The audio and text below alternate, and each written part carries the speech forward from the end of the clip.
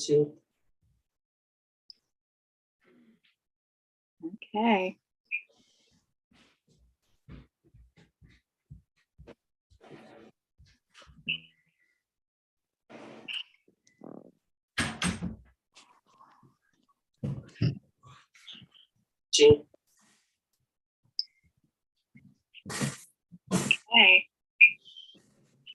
Welcome, everybody.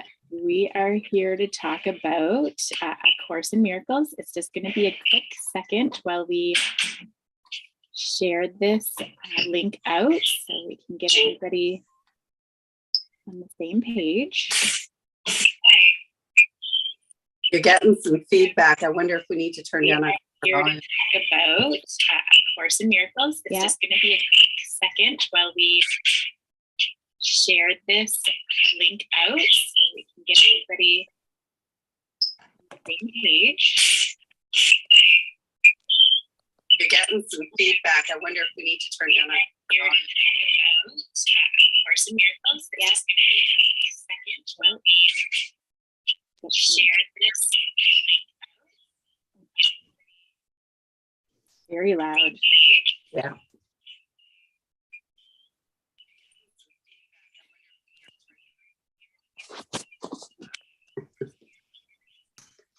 Can you mute the volume? Like, Keeps going around in circles. can you mute your, do you have your YouTube page up? Is that where that second, like the feedback is coming from? Yeah, I'm looking. I'm not quite sure how to. Can you mute the volume? If you go like at the bottom of the video, there's a place where you can like adjust the volume. Okay. Can we hear each other here? Mm-hmm. Okay, Yeah. perfect. Like we're There. good. Oh my goodness gracious. Sorry. Ooh, I knew there was going to be a little bit of whatever's at the beginning because I've never done it on YouTube before. So here we go. Yeah, I'm just going to paste this link in the group. Here we go.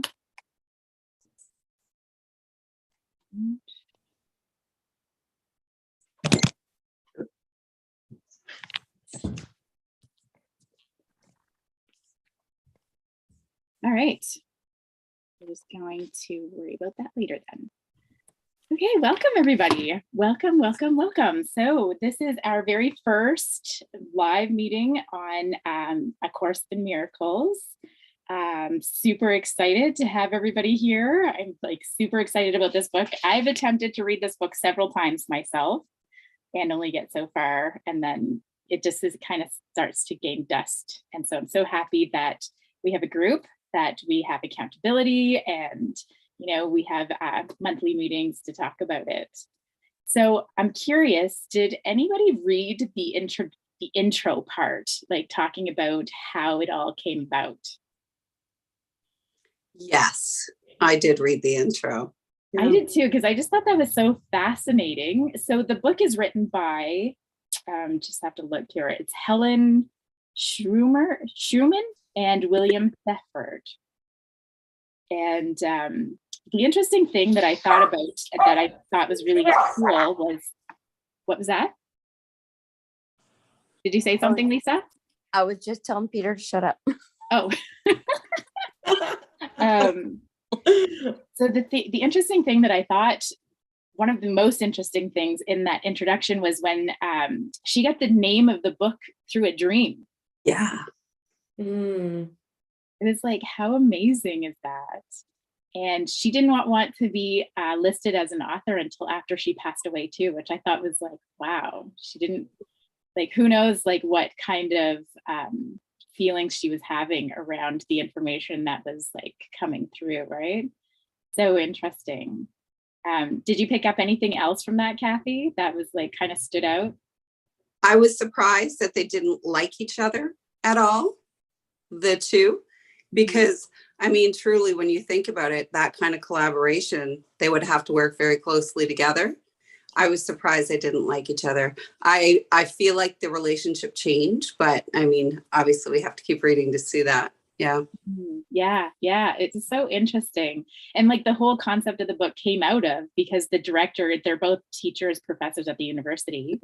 And the director was saying he was tired of his staff being glum and like not joyful. And so he wanted a fix to that. And so it was Helen that said she decided that she was going to find out why and come up with something to help it fix. And that's how the book started. And yeah, so fascinating.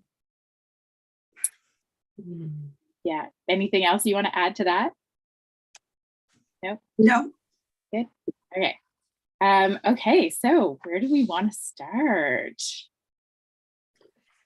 Anybody got anything they want to start with?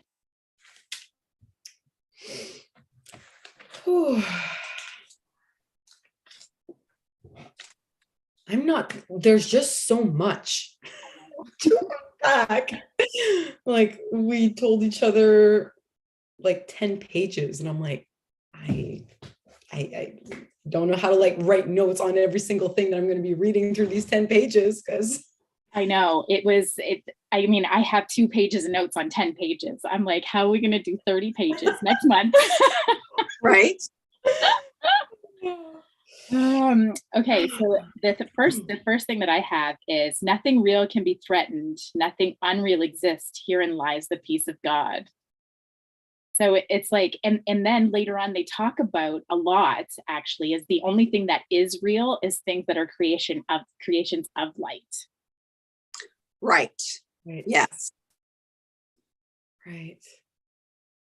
And that's something very fascinating to like sit on as I've been like diving into this book and really learning to sit with like what illusions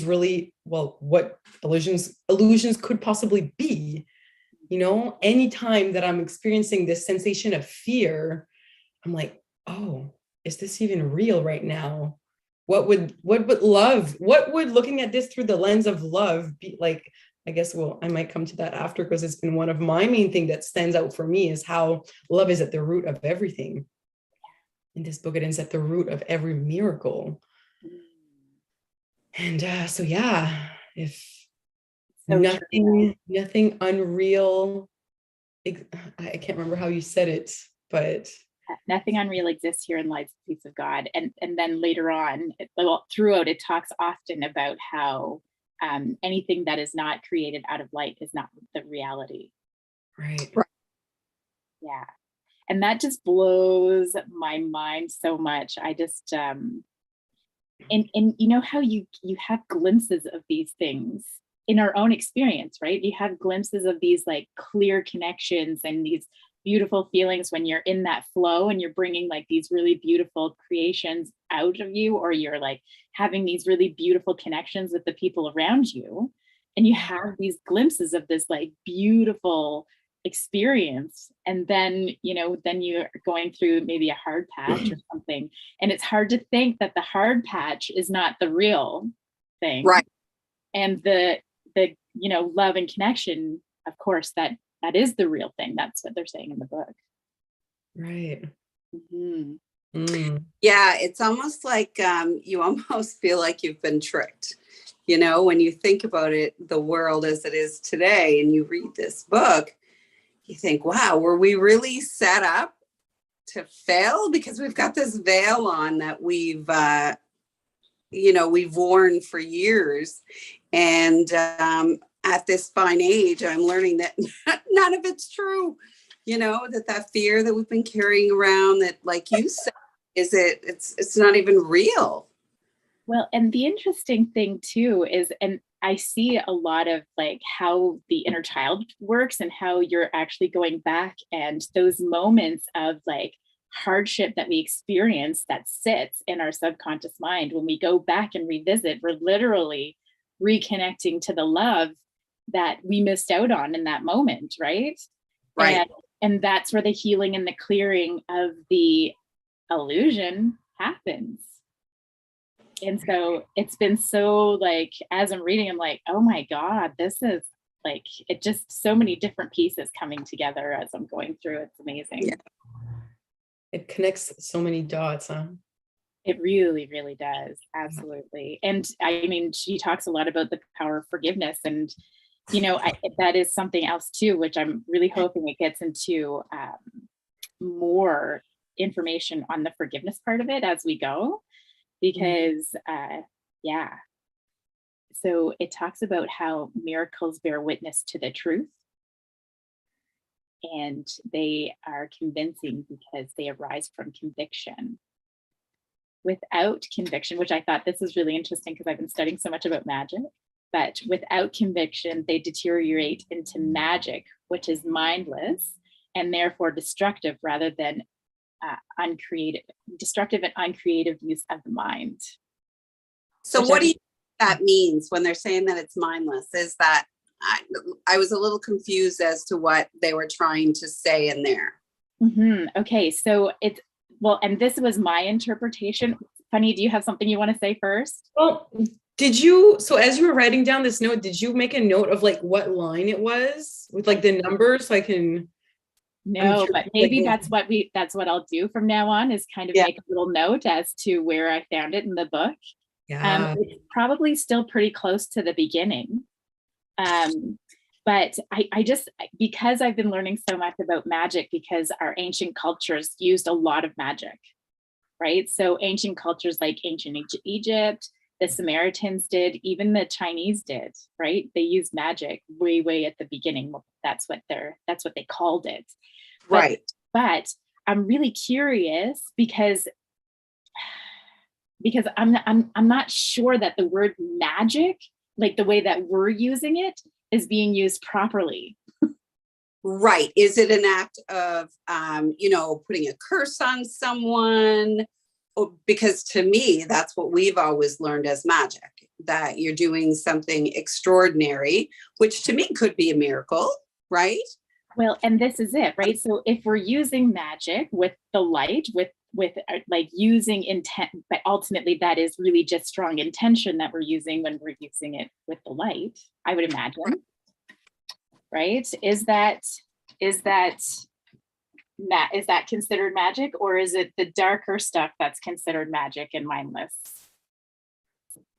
Because there's all kinds of magic in the world, right?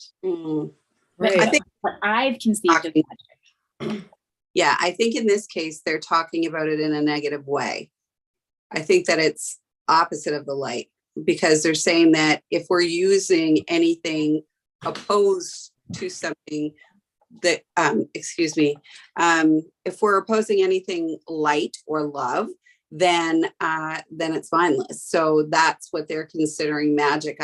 That's what I think. Okay. So then the word, like saying that, because there's intention in creating white light and magic through white light. And so should we be calling that miracles instead of magic? Are we performing miracles then instead of magic? I'm not sure. What are your thoughts on it? Intention? Do you think the intention is what changes it? I think so. Yeah, I think the intention. If your intention is to lead with love, then it's different than if you're mindless, I think, meaning no intention behind it. Maybe. I remember reading something in the beginning where like the principles of miracles, the very first part of the book, where they say that like miracles are involuntary. So the discussions we're having right now is voluntary, it's conscious. So that's the difference between magic and miracles. Right. And I think with regards to magic, it's like you said, your name isn't on your phone, and we haven't met before. Cathy? Cathy. Yeah. Okay. Hi, Cathy. So as you said before, with our intentions, so to me, I look at magic as just like choosing to consciously create something. And if it's coming from a place of love, or it's coming from a place of like darkness, from fear, then that's where it lies. But it's ultimately both magic. Right. Yes. Yeah. What do you guys think of that? and they do specify that miracles are just spontaneous. They can't be created. Yeah. Right. And when we're sitting in a state of miracles, which, one person can sit in a state of miracles, then it's creating miracles for everybody around them too. Right. Did I get that right? Oh, I didn't Now, pick what do you that think of, one. What's that? sorry. What do you think of that, though, when it says the use of miracles as spectacles to induce belief is a misunderstanding of their purpose? So my understanding to that would be someone wanting to show. So maybe a religious background. So let's say when Catholics, they were showing. Oh, I'm just gonna mute your. There we go. Sorry, Cathy. That's okay. So it's almost like if you're trying to demonstrate, if you're trying to make it happen, I guess, then it's not going to work because it reverses the laws of physics, right? Because it says miracles are an exchange, like all expressions of love, which are always miraculous in the true sense. The exchange reverses the physical laws. They bring more love both to the giver and the receiver. So exactly what you said. But yeah, I just find it interesting the way that it's put. Yeah. Yeah. The other thing too that I thought, okay, so miracles undo the past in the present and releases the future.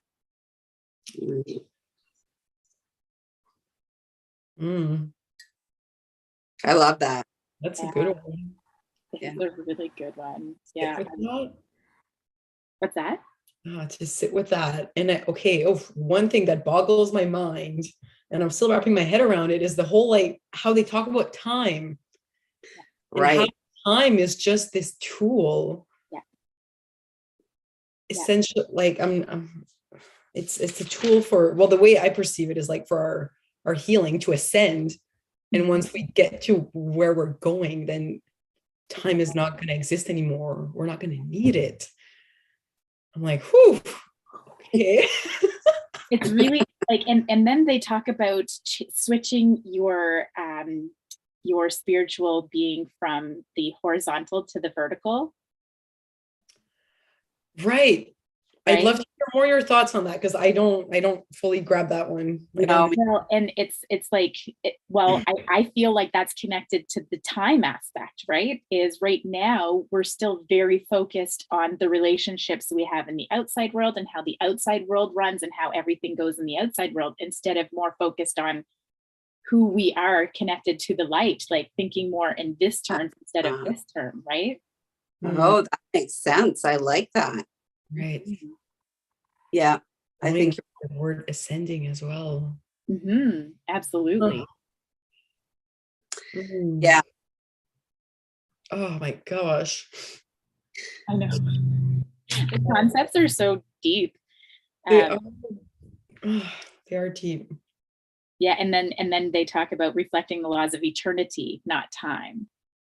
Right. Yeah, the time thing was a big one for me too. I was like, oh, I never thought of that ever. Like that time was just there as a reflection to help us learn. Like, right. Yeah. But truly, when you think about it, it's not even just time. It's everything. Who says what's, we have all of these laws and rules, but who created them? We did. They're not laws of, they're not the laws of God. They're man-made. So truly, do they even exist? They do, because we created them physically, but in the spiritual world, there's no existence. Yeah. Oh, that gives me goosebumps. Yep. Yeah. So true. So true. Yeah. Spirit is the altar of truth. That's another line that I liked. So where's this altar they're talking about? Inside. Inside. Oh. Thank you, because I really didn't know. You're like, how do I get to it? I don't know. Where is it? Do I need to alter now? Oh. Um,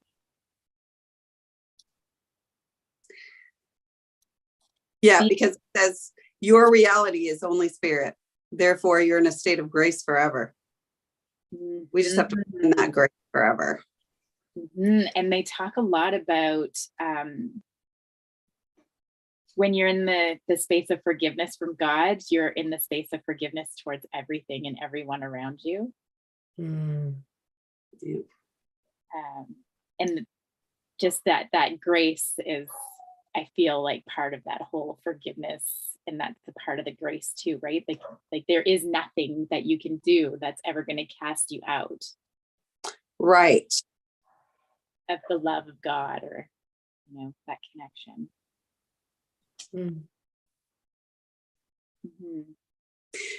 Did you find that it kind of relieved you? I felt a little relieved when I read that part, that all of our mistakes, those are earthly mistakes, because we hang on to them for the rest of our lives. Truly, we're always feeling guilty about something, where in reality, we truly have nothing to feel guilty about, because it's not even part of the real truth. Absolutely. And this is something else too that I've really come to around the inner child work, because as you are working through and all of the perceived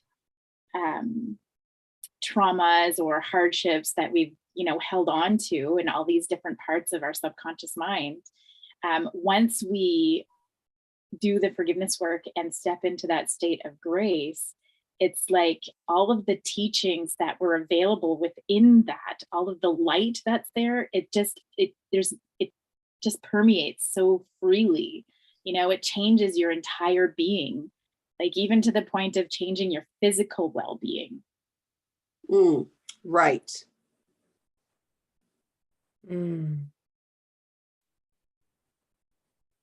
Yeah. And that was something, I'm not sure if I read that here or somewhere else, but just how the alignment of the cells too of the body, because if we're holding on to traumas inside the body, it's not in alignment with the light. Right. There's this one part where they say like miracles transcend the body, and there are sudden shifts into invisibility away from the bodily level. And that's why they heal. And like you can experience instantaneous healing. Jesus would create instantaneous healing all the time. Okay, side note on Jesus. Is this a channel of Jesus? I still don't fully understand who is being like who's okay. Yes. Okay. Yeah. Oh my gosh. Because she talks about that Jesus was doing the talking the whole time. Okay. I tried to like dig that up somewheres and couldn't really get that solid, clear answer. I guess I didn't read into it enough. If you guys... I'm sure you did. It's just it's in the beginning part, like that intro part where it talks more about her experience with writing the book and how it came about and all of that. Okay. Yeah. But yeah, it's I think that's pretty amazing too, all on its own. It is. I wrote down number 37. So a miracle is a correction introduced into false thinking by me. It acts as a catalyst, breaking up erroneous perception and reorganizing it properly. This places you under the atonement principle, where perception is healed.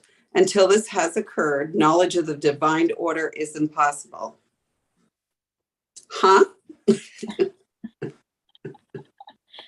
Okay, so the word atonement, that they talked about the atonement a lot, and that's like the realignment of thinking toward like with God or light or the but there's also another section which undoing fear is part of the atonement. So the atonement is the correction, correct? Mhm.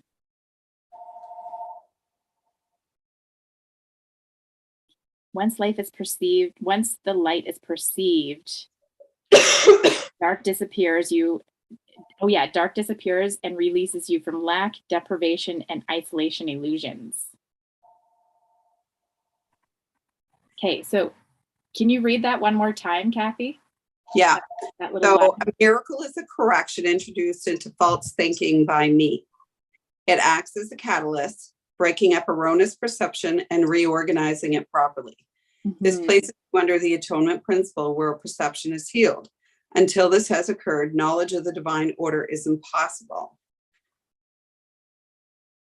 Yeah, so atonement, that they're talking, because they talk a lot about atonement, which is that alignment of thinking on those higher levels, Mm. which I'm Mm. assuming that's what that means. It almost sounds like they're placing, so Jesus places a thought into our head. And it acts as a catalyst so that we are guided into making the proper decision in order to reach the atonement. That's my perception. Does that make sense? Yeah, so almost like planting the seed. Right. Yeah. And then it- you do with what you do with it, what you need to do with it. Mm.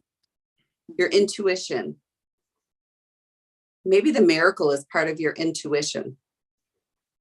Yeah, well, and you see, this is very interesting because intuition is it's such an interesting topic for me because, we can have intuitions sometimes that don't take us down the right path. Right. Like we have these intuitions like, oh, I feel like I should go here. And then you go there and then you're like kind of find yourself in a little bit of a mess. But is that part of the teaching part of it? Like, is that you have to go through that to learn how to align back to the light, right? It's like, and that is the other question is, why does suffering always bring us, like the point of suffering, why is it? And I, maybe suffering isn't the right word, but a lot of times the people who have suffered the hardest are the ones that are more aligned with the light than the ones that haven't. And not in all cases, of course, but I'm just curious about that. I think you're pushed. I think it brings you to that breaking point where you've tried everything else. And this is kind of, it's kind of your little bit of hope out there that you can change your life because you've tried everything in the physical world that hasn't helped. So, yeah, I think it's just trying something else because something is working. And I feel like when you get to that point of suffering where you feel you literally don't know what else to do, Mm-hmm.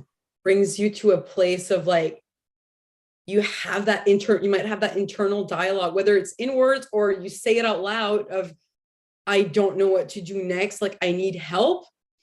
And then the Holy Spirit comes in. I mean, like, it's always there, but it opens up the dialogue to let the Holy Spirit guide you, which I don't know if they haven't talked about it a lot yet, but they get into it quite a bit more after of letting that guidance come through. It's always there. So instead of like trying to go through life from your ego mind, you go through life from the perception of the Holy Spirit instead. And I think the more we start to listen internally, the more we will be able to differentiate which voice is talking to you. Right.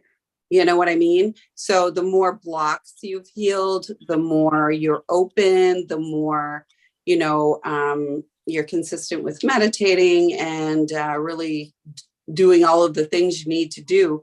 I think that kind of opens that pathway a little more and more, and you become more intuitive. So it becomes more clear who you're listening to, I guess, what voice. Yeah. There was something too where they said, where it actually said, it's learning the difference between almost like your mind voice and God voice. It's like that. And for some reason, I feel like that's what they were talking about in the atonement, is like really learning the difference between what you're like, what are you listening to inside? Right. Mm. Mm-hmm.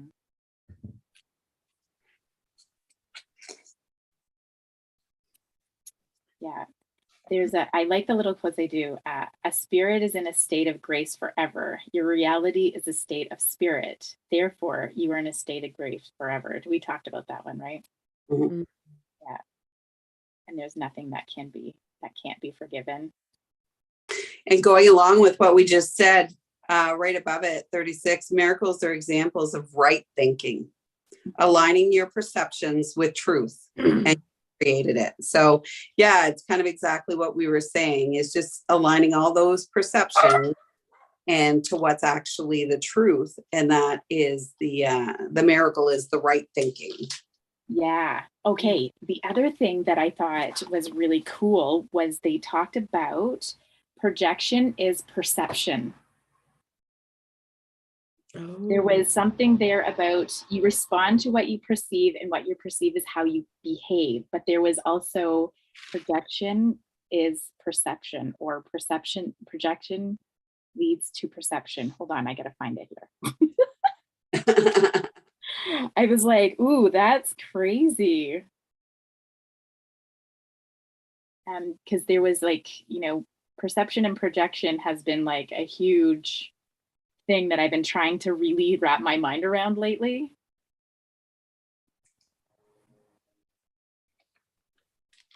Well, I mean, our whole life really is about perception, right? Yeah. And Even as a child, I mean, those are things that I'm learning just on my healing journey, is that everything I thought was true was probably true, but in a 7-year-old's mind or a 3-year-old's mind, that's something, and you gave a dirty look to someone else and they caught it, or just little things that may have triggered for you. And that's created a perception that you've lived with for however many years. So learning to see those untruths are, I think, what brings you to the atonement. Absolutely. And then, your perception is the projection, or your projection is perception. So therefore we're like creating the outside world. We're seeing what we've learned, or what's,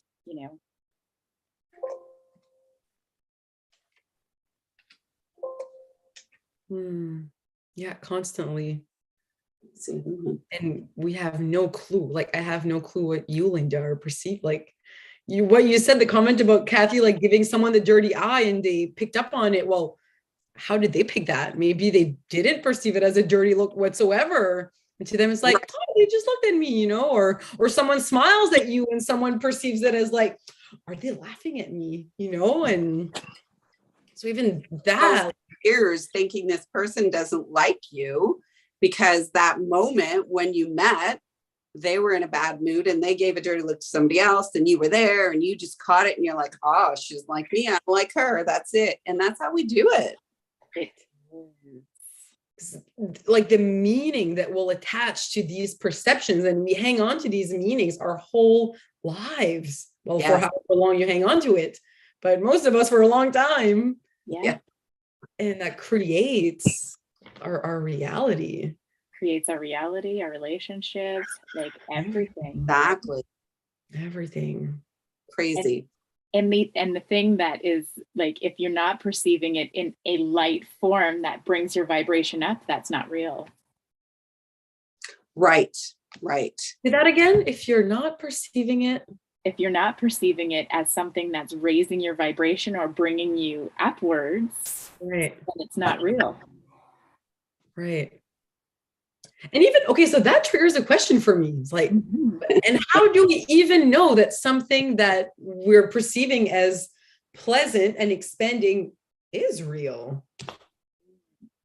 You know, like it's That's a great question. like, Anybody out there's got answers, let us know. I think about the feeling that you get. And I also think if you ask yourself where it's coming from, what place this is coming from, and if the answer isn't love, then it's probably a perception that you need to lose. right. Maybe. I don't know. Part of me feels like, if in a way, not to sound like gloomy, but I'm like, nothing's real. Everything is just a perception. Everything. And it really, really is. Nightmare. I loved that. They said everything else is your nightmare. Did you read where it says everything good is the light and everything else is your nightmare that you've created? Right. I mean, I love how it connects, because like there's the purpose in feeling good, right? There's a purpose because it raises our vibration. And the purpose of raising your vibration is like the ascending. They say basically that's how I'm seeing it now. I might be wrong on that. I don't know, but so far that's where I'm at with it. Because I'm like, what's the point if everything is an illusion? Possibly. So, yeah. Okay, keep going. What are you gonna say?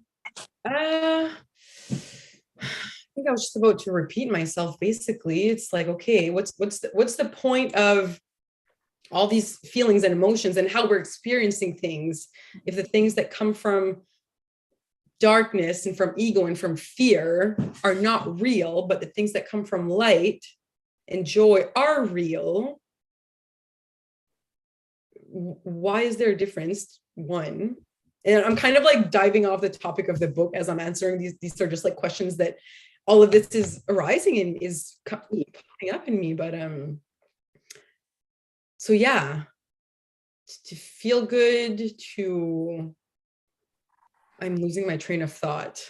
But to come back to the original point of like feeling good is raising the vibration and helping us ascend, I guess. Yeah. So like through doing inner child work and helping people to open up these really like, forgotten parts or forgotten experiences that we're not living in right now.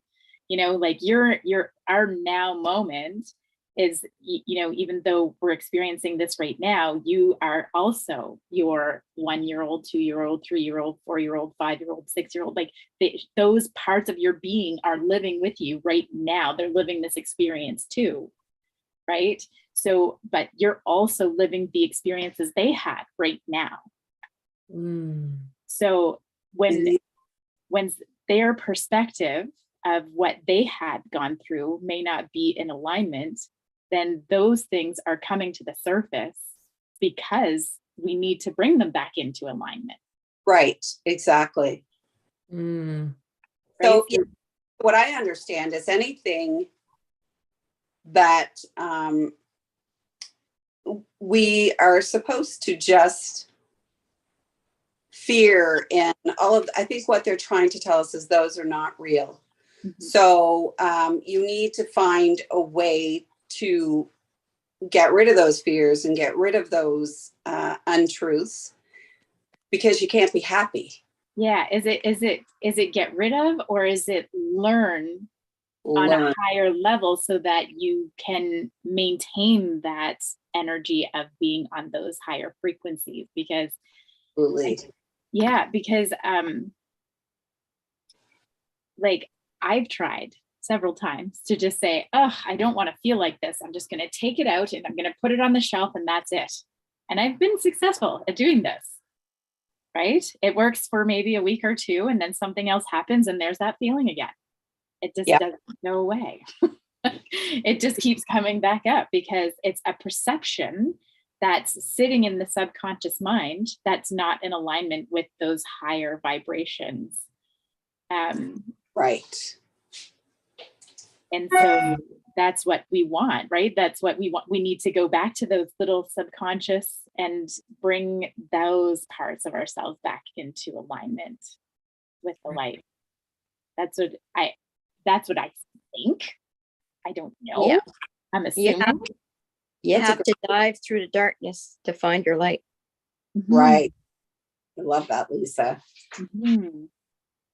And it's like And by not be afraid to correcting go in perception, darkness. right? What was that, Lisa? Sorry. Not be afraid to go into the darkness. Because Right. that darkness is also a part of you, and you have to accept that darkness. You have to learn to accept yourself. Absolutely. Yes, because we do tend to reject the bad, right? We're okay, good, but the bad, we're like, nope. And that's like part of the conscious mind. It wants to run away from that, right? Mhm. What were you going to say, Fannie? Just about like how you were saying about going back in those old memories where the like initial fear has been rooted, and to like correct the perception of what we thought we experienced back then, or what we did experience, but reframing it Yes. to the right way of thinking and seeing it. Mhm. And then when we can shift that perception, Mhm. I guess that's where it goes back to like the original comment you said earlier about like how miracles change, or like they change the past and like change the future, or I'm not quoting it properly, but Yeah, that it releases at the beginning. miracles undo the past and the present and Yeah. release the future. Right. Right. It's like I have this like image in my head that like as we're like spirit beings like planning this life, you know, there's like, you get to like these many like, I don't know, different realities that you can say, oh, if they take this path, there's this many different realities that can happen. If they take this path, then there's this many different realities. If we put these programs in, then there's this many different realities. you know? Right. And oh my gosh, that brings up, where did I read this about the potential that resides in us? Mm. Oh, no, that one. It had to do, I think it was maybe in like one of the principles where it's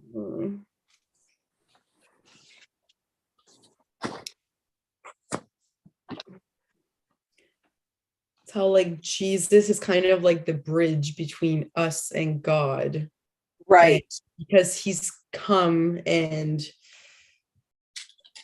has had the experiences he's had. Oh my gosh. I want to find it so that I'm explaining it properly. Yeah, I feel like it might be past that. Is it after that? I'm looking, I remember reading it. Yeah, I think so. So I think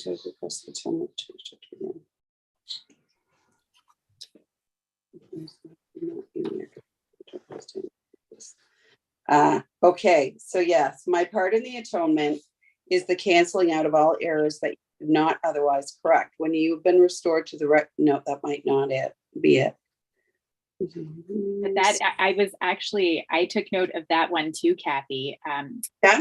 When the mind is in a state of creating miracles, you spread that all around, even though you may not be aware. No, sorry, miracles are on a plane that cannot be understood with the mind. They Right. are correcting an error, and I call it. It says in the physical plane, but it's like the matrix. I call it the matrix that caused it. So it's like correcting and restoring the awareness of reality that we are all light beings having a human experience. That's again my putting it in my words. I like the matrix idea that we're all in a matrix, because we truly are, or that we're ours. I mean, it seems so real, but we truly are. It does. And when you think about that, they talk about us being in other dimensions at other times. I'm like, I don't even, what? And that's the thing too, is, there's this school of thought too, that everything is happening right now, right? Yes. So all past, all future, everything is in the right now. And I'm curious if we're not perceiving a past and a future because of time, because we've had to train our minds to look at it that way in order to be able to, I don't know, live out whatever it is that we're doing right now as a population in the world. That's interesting. Hmm. Yeah. I've definitely had a change of mind, like when Karen and I were doing a lot of the stuff from the first season, because we did a lot of research around what is a past life? What does the spirit do in the afterlife? Like what? So it really changed my perception because, past lives really are just apps in your mind that are emotionally charged. And those emotions are firing all the time. That's what's creating your world around you. And when we're in alignment, then I don't know, I really do feel like the spirit does create, because in Dolores Cannon's work, she talks about how the spirit will insert different experience they can take from anybody who's ever had an experience or any experience that's ever been lived on the planet, and they can put that as a program in your being. And it's Right. an emotionally charged experience. So that creates the energetic being of your body, your emotions. So then now you're creating an outside world with that particular type of experience, yet you don't know. You've never lived it, but it's creating Right. something around you so that you learn, so that you're moving in a certain direction. Now, how does that fit in with all of this? Oh no, but this is something that's like in the back of my mind. It's like, But it does, though. Sorry, Funny. I think you were going to say something, and I mean to cut you off. Go ahead. No, I was just coughing. Oh, as all fit together. Think about it, because when you think about your perceptions and you think about everything that you've created up until today, what memories are, what good, bad experiences. Oh, I think she's sorry, I muted you again, Lisa. Sorry. so the good and bad experiences. I think that's what how your frequency is determined. So if you have just bad experiences in your life, because everything is driven by emotion, and if your negative emotion is always so high and your vibration is low, it's going to be harder to get back to that place. And that's why they're saying that at some point, we're either going to transcend or we're going to be left behind. Because there's only one way to get there, and it's through it. So that's kind of what I get from it. Mm-hmm. Yeah. And again, that's driving through the dark to get to the light, right? Right. What type of lessons are you learning? Are those lessons helping you to open up more, become more, in alignment with light, or are they causing you to put more walls around you so that you're not connecting? Right. Yeah. And I mean, they say too that the people that have had the hardest experiences are the spirits that are on the highest frequencies. Which makes sense, because you've had to work more to get there.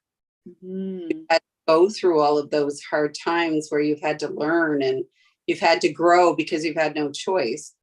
Mm-hmm. A lot of times you'll see that with someone who was a previous addict, or, that they need to find something. And once they find spirituality and they start learning those truths, then they don't need those vices, right? Mm-hmm. If that makes sense at all. Yeah. And it's really interesting because then I started to think, oh, okay, so those spirits must put a lot of hardship into that experience, so that it forces the being to, because no matter what, even we have like a spirit guiding us and all of that, it's still free will. Like the spirit as it's planning, it can't know if the mind, body, and spirit are going to align together. Because we have free will, I would think it can't know for sure if it's going to happen or not. Or maybe it does. I like, there's just so much variables that can happen, but I think when they're planning, they can't know if the mind itself is going to use the free will to connect to spirit. Right. I think they guide us with signs daily. And I think if we're following those signs, and I think that's why we're there to look for them. And as long as we look for them, we are guided to go to the right places, because things will be put in front of us so that we, for hints or whatever, for guides, but do we always look at them? No. So I think then if you move on to the next thing, they'll put a little hint there. Did she get that one? No. Okay, we're going to try again. So like, they must be so busy up there. Like, seriously, how many times do we have to stick you in this direction? Stop it. Yeah. And then all of a sudden you get like plowed over. Like, if you're not going to get it, here you go. Bam. You're Right. done.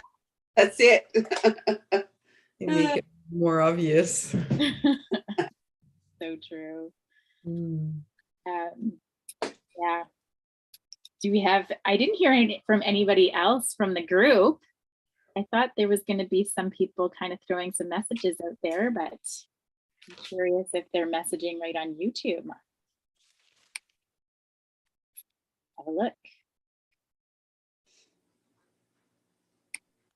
Nope. All right. That's okay.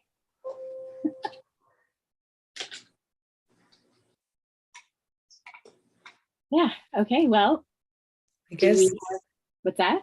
No, if we're wrapping up, well, I don't know if we're wrapping up, but there's one thing that I wanted to share before we do. That's more like a practical thing that's guided in here, is how prayer is a communication tool to receive love and to, I don't want to say to create miracles, but it is one of the mediums that we can use, right? Right. And then I'm kind of like reading on a little bit in the atonement and miracles part, and it says like, ask me which miracles you should perform today. And ever since I read that, like, I'm practicing it daily to just like ask and then see what comes through. Nice. And like miracles do, like, people show up and things just show up, right? You see like the wildest synchronicities happen, and it just makes me think like there has to be something bigger, like like moving stuff around. There just has to. But it all starts with like us asking and taking the step with like a free will, you know. You got to ask. There's Be what be, or, you know. Yeah. And that in itself, it's so simple, yet I feel like it can move mountains. It's about remembering and just being committed, right? Yeah. Yes, absolutely. And that is exactly what it is, Cathy, is just deciding that I'm doing this and I'm going to follow through and make it a habit. Yes. Yes. Yeah, I love that one so much, Fannie. Like even the prayer part. Now, here's an interesting thing. And this is something that I've been like, what is the difference between prayer and meditation? Right? Is like prayer is like you're speaking to God, or you're speaking in, but you know, you can do that in meditation too, right? Mm-hmm. Yeah. I feel like the way I can experience meditation often is the receiving of the guidance. Mm-hmm. If I'm doing it from a place of like being still and present and my mind is not off. And sometimes my mind is off and that's me receiving something too, actually. So exactly. Yeah. I know that's one way that I like to look at meditation, is to receive the guidance and receive the insight, like receive the like, ooh, I'm gonna like put this out today on social media, or ooh, I'm gonna like reach out to this person today, and it's like someone that I haven't thought about in like weeks or months or whatever, right?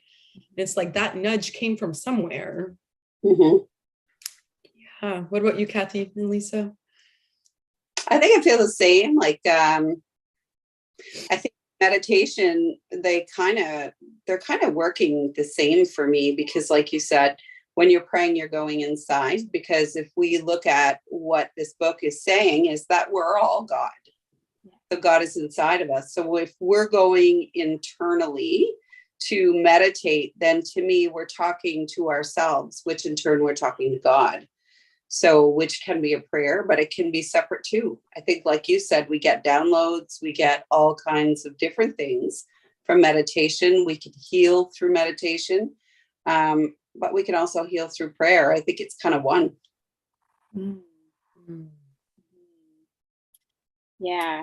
I mean, like, I know prayer has like the action to it, like, oh, I'm going to do a prayer for you, right? Like, oh, I'm going to ask God to bless you. I'm going to ask God. So is like prayer is that communication with God, whereas meditation is like a sitting and receiving Right. inspiration, or yeah. What are your thoughts, Lisa, on that one? Well, anytime you pray or meditate, whatever intention you set behind it is what it will send you to receive.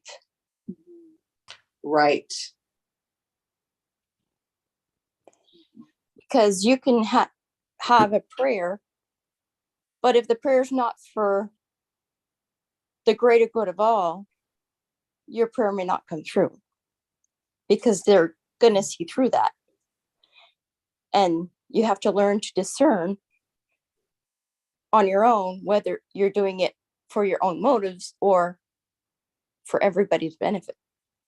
Right. Okay. So that's kind of where you see it, like one is a motive type thing for your benefit and the other is for the greater good of all. Is that kind of what you're saying? Yeah. Okay. Interesting. Because the alignment should always be for the greatest good of all. Yeah. Right. Yes. Great. I like that, Lisa. Mm-hmm. Me too. We don't always know why we're experiencing what we're experiencing. You know, kind of like you said earlier, Linda, how like you might be guided down this path of perceived hardship and you're like praying to get out of it, but that's exactly where you need to be in this moment. Yeah. As much as you can pray to like, oh God, please make this go away or change this perception or, you know, give me more of this or less of that. If that's not what you need, and like Lisa said, what is aligned for the greater good, then you always get what you need, not necessarily what you want, right? Exactly. Right. Absolutely. Yeah.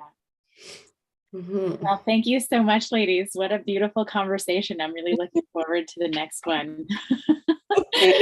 And the next one is going to be on November 4th. Or yeah, okay. November 4th, I believe that's the next Friday in November. Perfect. Yeah. Amazing. Yeah, I'd be looking forward to having more of these chats.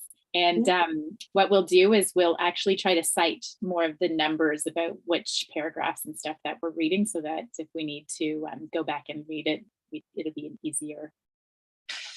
And so what are we, how many pages are we reading? Do we think? So it's 30 pages, I believe. 30? Yeah. 30 pages. So that it's like it's supposed to be read like a page a day, but I think we have more than 30 days between now and the next Friday, the next first Friday of November. So Cool. Yeah. So thank you so much. I'm so excited, and hopefully, I know that everybody in the group is still waiting for books and still waiting to get on board with the reading and everything. And if anybody is watching who wants to join the book club, please feel free to reach out. You don't have to do the live. You can just join the group and have internal dialogue in the group and message and all of that. So just reach out and let us know. Okay. Thanks, everybody. Thank you. Bye. Thanks, guys. Have a good